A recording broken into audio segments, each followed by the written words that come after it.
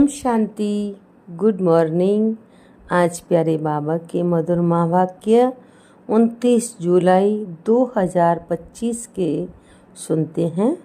प्यारे बाबा बोले, मीठे बच्चे, इस शरीर की वैल्यू तब है जब इसमें आत्मा प्रवेश करे, लेकिन सजावट शरीर की होती है, आत्मा की नहीं। प्रश्न है आज का, तुम बच्चों का फर्ज क्या है? तुम्हें कौन सी सेवा करनी है? उत्तर दिया है बाबा ने, तुम्हारा फर्ज है अपने हमजिन्स को नर से नारायण, नारी से लक्ष्मी बनने की युक्ति बताना।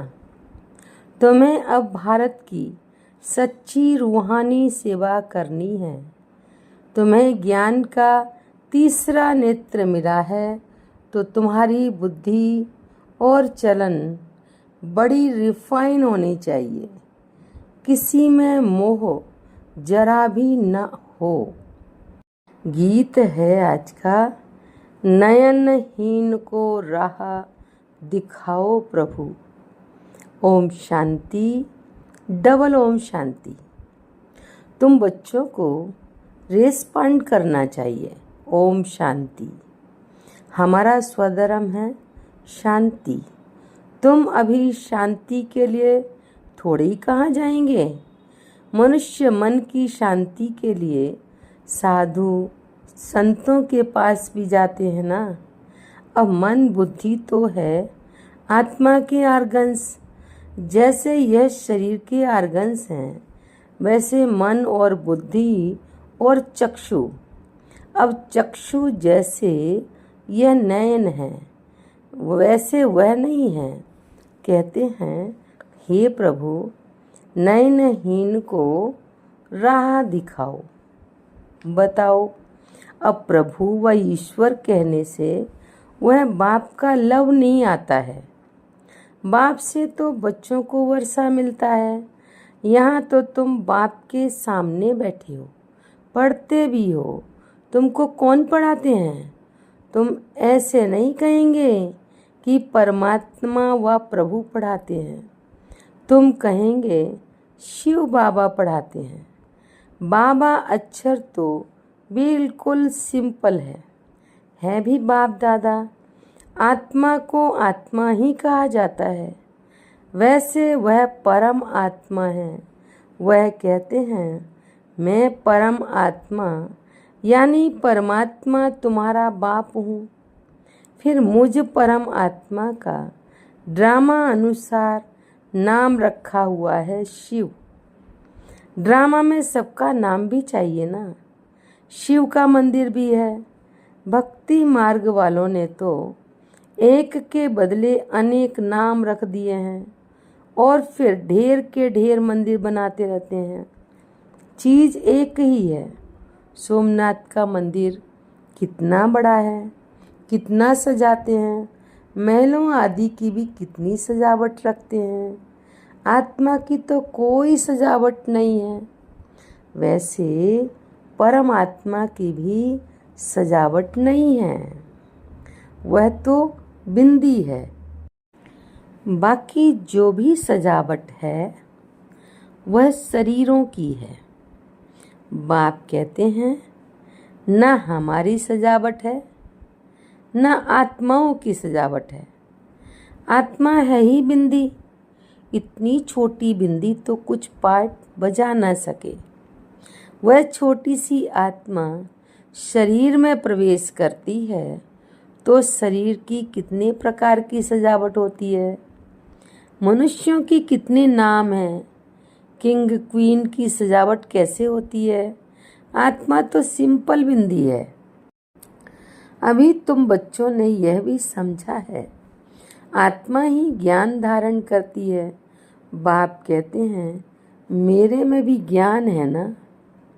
शरीर में थोड़ी ज्ञान होता है। मुझ आत्मा में ज्ञान है। मुझे आत्मा में ज्ञान है। मुझे ये शरीर लेना पड़ता है तुमको सुनाने के लिए। शरीर बिगड़ तो तुम सुन ना सको। अब ये गीत बनाया है, नैन नहीं इनको राह बताओ। क्या शरीर को राह बतानी है? नहीं, आत्मा को। आत्मा ही पुकारती है। शरीर को तो 2 नेत्र हैं, 3 तो हो ना सके। तीसरे नेत्र का यहाँ मस्तक में तिलक भी देते हैं। कोई सिर्फ बिंदी मुआफिक देते हैं, कोई लकीर निकालते हैं। बिंदी तो है आत्मा, बाकी ज्ञान का तीसरा नेत्र मिलता है। आत्माओं को पहले यह ज्ञान का तीसरा नेत्र नहीं था। कोई भी मनुष्य मात्र को यह ज्ञान नहीं है, इसलिए ज्ञान नेत्रहीन कहा जाता है। बाकी यह आंखें तो सबको हैं। सारी दुनिया में कोई को यह तीसरा नेत्र नहीं है। तुम हो सर्वोत्तम ब्राह्मण कुल के। तुम जानते हो भक्ति मार्ग और ज्ञान मार्ग में कितना फर्क है। तुम रचता और रचना के आदि मध्य अंत को जानकर चक्रवर्ती राजा बनते हो। जैसे ICS वाले भी बहुत ऊंचा पद पाते हैं, परंतु यहाँ कोई पढ़ाई से MP आदि नहीं बनते हैं। यहाँ तो चुनाव होते हैं, वोट्स पर MP आदि बनते हैं। अभी तुम आत्माओं को बाप की श्रीमत मिलती है, और कोई भी ऐसे नहीं कहेंगे कि हम आत्मा को मत देते हैं। वह तो सब हैं देह अभिमानी। बाप ही आकर देही अभिमानी बनना सिखलाते हैं। सब हैं देह अभिमानी। मनुष्य शरीर का कितना भवका रखते हैं। यहाँ तो बाप आत्माओं को ही देखते हैं। शरीर तो विनाशी है, बर्थ नाट्य पहनी है। जानवरों की तो फिर भी खाल आदि बिकती है। मनुष्य का शरीर तो कोई काम में नहीं आता। अब बाप आकर बर्थ पाउंड बनाते हैं। तुम बच्चे जानते हो कि अभी हम 100 देवता बन रहे हैं, तो यह नशा चढ़ना चाहिए ना। परंतु यह नशा भी नंबरवार पुरुषार्थ अनुसार चढ़ता है। धन का भी नशा होता है ना। अभी तुम बच्चे बहुत धनवान बनते हो, तुम्हारी बहुत कमाई हो रही है, तुम्हारी महिमा भी अनेक प्रकार की है। तुम फूलों का बगीचा बनाते हो। सतयुग को कहा जाता है गार्डन ऑफ फ्लावर्स। इसका सैपलिंग कब लगता है यह भी किसको पता नहीं। तुमको बाप समझाते हैं, बुलाते भी हैं, हे बागवान आओ।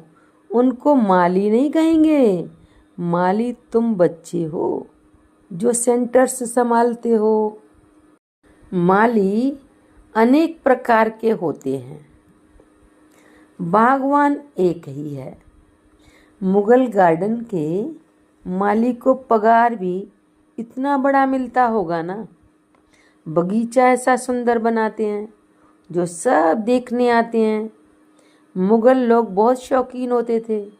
उनकी स्त्री मरी तो ताजमहल बनाया, उनका नाम चला आता है। कितने अच्छे अच्छे यादगार बनाए हैं। तो बाप समझाते हैं मनुष्य की कितनी महिमा होती है। मनुष्य तो मनुष्य ही है। लड़ाई में ढेर के ढेर मनुष्य मरते हैं, फिर क्या करते हैं? घास लेट पेट्रोल आदि डाल खलास कर देते हैं। कोई तो ऐसे ही पड़े रहते हैं, दफन थोड़ी करते हैं, कुछ भी मान नहीं। तो अब तुम बच्चों को कितना नारायणी नशा चढ़ना चाहिए। यह है विश्व के मालिक बने का नशा। सत्यनारायण की कथा है तो जरूर नारायण ही बनेंगे। आत्मा को ज्ञान का तीसरा नेत्र मिलता है, देने वाला है बाप। तीसरी की कथा भी है। इन सब का अर्थ बाप बैठ समझाते हैं। कथा सुनाने वाले कुछ भी नहीं जानते। अमर कथा भी सुनाते हैं। अब अमरनाथ पर कहाँ दूर दूर जाते हैं, बाप तो यहाँ आकर सुनाते हैं। ऊपर तो सुनाते नहीं। वहाँ थोड़ी पार्वती को बैठ अमर कथा सुनाई। यह कथाएं आदि जो बनाई हैं, यह भी ड्रामा में नूंद है। फिर भी होगा। बाप बैठ तुम बच्चों को भक्ति और ज्ञान का कंट्रास्ट बताते हैं। अभी तुमको ज्ञान का तीसरा नेत्र मिला है। कहते हैं ना, हे प्रभु अंधों को राह दिखाओ, बताओ। भक्ति मार्ग में पुकारते हैं। बाप आकर तीसरा नेत्र देते हैं, जिसका कोई को पता नहीं है सिवाय तुम्हारे। ज्ञान का तीसरा नेत्र नहीं है तो कहेंगे चूं चा धुंधकारी। आंखें भी कोई की कैसी होती है ना। कोई की बहुत शोभावान आंखें होती हैं। फिर उस पर इनाम भी मिलता है। फिर नाम रखते हैं मिस इंडिया, मिस फलानी। तुम बच्चों को अब बाप क्या से क्या बनाते हैं। वहाँ तो नेचुरल ब्यूटी रहती है। श्री कृष्ण की कितनी महिमा है। क्यों है? क्योंकि सबसे जास्ती ब्यूटीफुल बनते हैं। नंबर 1 में कर्मातीत अवस्था को पाते हैं, इसलिए नंबर 1 में गायन है। यह भी बाप बैठ समझाते हैं। बाप बार बार कहते हैं, बच्चे मन मना भाव, हे आत्माएं अपने बाप को याद करो। बच्चों में भी नंबर वार तो है ना। लौकिक बाप को भी समझो। 5 बच्चे हैं, उनमें बहुत सियाना होगा जो उनको नंबर 1 रखेंगे। माला का दाना हुआ ना, कहेंगे ये दूसरा नंबर है, ये तीसरा नंबर है। एक जैसे कभी नहीं होते हैं। बाप का प्यार भी नंबर वार होता है। वह है हद की बात, यह है बेहद की बात। जिन बच्चों को ज्ञान का तीसरा नेत्र मिला है, उनकी बुद्धि और चलन आदि बड़ी रिफाइन होती है। एक किंग ऑफ फ्लावर होता है, तो यह ब्रह्मा और सरस्वती किंग ऑफ फ्लावर ठहरे ना। ज्ञान और याद दोनों में तीखे हैं। तुम जानते हो, हम देवता बनते हैं, मुख्य 8 रत्न बनते हैं। पहले पहले है फूल, फिर युगल दाना, ब्रह्मा सरस्वती, माला सिमरते हैं ना। वास्तव में तुम्हारा पूजन नहीं है, सिमरण है। तुम्हारे ऊपर फूल नहीं चढ़ सकते। फूल तब चढ़े जब शरीर भी पवित्र हो। यहाँ कोई का भी शरीर पवित्र नहीं है। सब विष से पैदा होते हैं, इसलिए बिकारी कहा जाता है। इन लक्ष्मी नारायण को कहते ही हैं संपूर्ण निर्विकारी। बच्चे तो पैदा होते होंगे ना, ऐसे तो नहीं कोई ट्यूब से बच्चा पैदा हो जाएगा। यह भी सब समझने की बातें हैं। तुम बच्चों को यहाँ 7 रोज भट्टी में बिठाया जाता है। भट्टी में ईंटें कोई तो पूरी पक जाती है, कोई कच्ची रह जाती है। भट्टी का मिसाल देते हैं। अब ईंट की भट्टी का थोड़ी शास्त्रों में वर्णन हो सकता है। फिर उसमें बिल्ली की भी बात है। गुलबकावली की कहानी में भी बिल्ली का नाम दिखाया है। दीवे को बुझा देती थी। तुम्हारा भी यह हाल होता है ना। माया बिल्ली ही बिघन डाल देती है, तुम्हारी अवस्था कोई गिरा देती है। दे अभिमान है पहला नंबर, फिर और विकार आते हैं। मोह भी बहुत होता है, कम नहीं है। बच्ची कहे मैं भारत को स्वर्ग बनाने की सेवा करूंगी, रूहानी सेवा करूंगी। मोहवश माँ बाप कहते हम अलाउ नहीं करेंगे। यह भी कितना मोह है। तुम्हें मोह की बिल्ली या बिल्ला नहीं बनना है। तुम्हारी एम ऑब्जेक्ट ही यह है। बाप आकर मनुष्य से देवता, नर से नारायण बनाते हैं। तुम्हारा भी फर्ज है अपने हमजिन्स की सेवा करना, भारत की सर्विस करना। तुम जानते हो हम क्या थे, क्या बन गए हैं। अब फिर पुरुषार्थ करो राजाओं का राजा बनने के लिए। तुम जानते हो हम अपना राज्य स्थापन करते हैं। कोई तकलीफ की बात नहीं। विनाश के लिए भी ड्रामा में युक्ति रची हुई है। आगे भी मूसलों से लड़ाई लगी थी। जब तुम्हारी पूरी तैयारी हो जाएगी, सब फूल बन जाएंगे, तब विनाश होगा। कोई किंग ऑफ फ्लावर है, कोई गुलाब, कोई मोतिया, वैरायटी है ना। हर एक अपने को अच्छी रीति समझ सकते हैं कि हम अक के फूल हैं, अक के हैं या फूल हैं। बहुत हैं जिनको ज्ञान की कुछ धारणा नहीं होती है। नंबरवार तो बनेंगे ना, या तो बिल्कुल हाईएस्ट या बिल्कुल लोएस्ट। राजधानी यहाँ ही बनती है। शास्त्रों में तो दिखाया है, पांडव गल मरे, फिर क्या हुआ कुछ भी पता नहीं। कथाएं तो बहुत बनाई हैं, ऐसी कोई बात नहीं। अभी तुम बच्चे कितने स्वच्छ बुद्धि बनते हो। बाबा तुमको बहुत प्रकार से समझाते रहते हैं। कितना सहज है, सिर्फ बाप को और वर्षे को याद करना है। बाप कहते हैं मैं ही पतित पावन हूँ। तुम्हारी आत्मा और शरीर दोनों पतित हैं। अब पावन बनना है। आत्मा पतित पवित्र बनती है तो शरीर भी पवित्र बनता है। अभी तुमको बहुत मेहनत करनी है। बाप कहते हैं बच्चे बहुत कमज़ोर हैं, याद भूल जाती है। बाबा खुद अनुभव बताते हैं, भोजन पर याद करता हूँ, शिव बाबा हमको खिलाते हैं, फिर भूल जाते हैं, फिर स्मृति में आता है। तुम्हारे में भी नंबरवार पुरुषार्थ अनुसार हैं। कोई तो बंधन मुक्त होते हुए भी फिर फंस मरते हैं। धर्म के भी बच्चे बना देते हैं। अभी तुम बच्चों को ज्ञान का तीसरा नेत्र देने वाला बाप मिला हुआ है। इनको फिर नाम दिया है तीसरी की कथा, अर्थात तीसरा नेत्र मिलने की कथा। अब तुम नास्तिक से आस्तिक बनते हो। बच्चे जानते हैं बाप बिंदी है, ज्ञान का सागर है। वह तो कह देते नाम रूप से न्यारा है। अरे ज्ञान का सागर तो जरूर ज्ञान सुनाने वाला होगा ना। इनका रूप भी लिंग दिखाते हैं, फिर उनको नाम रूप से न्यारा कैसे कहते। सैकड़ों नाम रख दिए हैं।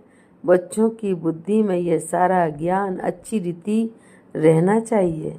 कहते भी हैं परमात्मा ज्ञान का सागर है। सारा जंगल कलम बनाओ तो भी अंत नहीं हो सकता है।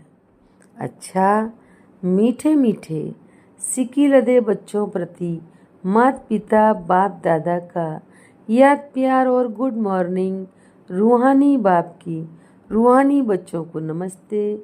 हम रूहानी बच्चों की रूहानी बाप दादा को दिल व सिक व प्रेम से याद नमस्ते नमस्ते। शुक्रिया बाबा, शुक्रिया। धारणा के लिए मुख्य सार है। पहली पॉइंट, अभी हम बाप द्वारा बर्थ पाउंड बने हैं। हम सो देवता बनने वाले हैं। इसी नारायणी नशे में रहना है। बंधन मुक्त बन सेवा करनी है। बंधनों में फंसना नहीं है। दूसरी पॉइंट, ज्ञान योग में तीखे बन माता पिता समान किंग ऑफ फ्लावर बनना है और अपने हम जिन्स की भी सेवा करनी है। आज प्यारे बाबा ने वरदान दिया है, अपने सर्व खजानों को अन्य आत्माओं की सेवा में लगाकर सहयोगी बनने वाले सहज योगी भव। व्याख्या है, सहज योगी बनने का साधन है सदा अपने को संकल्प द्वारा, वाणी द्वारा और हर कार्य द्वारा विश्व की सर्व आत्माओं के प्रति सेवाधारी समझ सेवा में ही सब कुछ लगाना। जो भी ब्राह्मण जीवन में शक्तियों का, गुणों का, ज्ञान का व श्रेष्ठ कमाई के समय का खजाना बाप द्वारा प्राप्त हुआ है, वह सेवा में लगाओ, अर्थात सहयोगी बनो तो सहज योगी बन ही जाएंगे। लेकिन सहयोगी वही बन सकते हैं जो संपन्न हैं। सहयोगी बनना अर्थात महादानी बनना। स्लोगन है, बेहद के बैरागी बनो तो आकर्षण के सब संस्कार सहज ही खत्म हो जाएंगे। बेहद के बैरागी बनो तो आकर्षण के सब संस्कार सहज ही खत्म हो जाएंगे। अव्यक्त इशारे संकल्पों की शक्ति जमाकर श्रेष्ठ सेवा के निमित्त बनो। जैसे अपने स्थूल कार्य के प्रोग्राम को दिनचर्या प्रमाण सेट करते हो, ऐसे अपनी मनसा समर्थ स्थिति का प्रोग्राम सेट करो तो संकल्प शक्ति जमा होती जाएगी। अपने मन को समर्थ संकल्पों में बिजी रखेंगे तो मन को अपसेट होने का समय ही नहीं मिलेगा। मन सदा सेट अर्थात एकाग्र है तो स्वतः अच्छे वाइब्रेशन फैलते हैं, सेवा होती है। अच्छा, ओम शांति।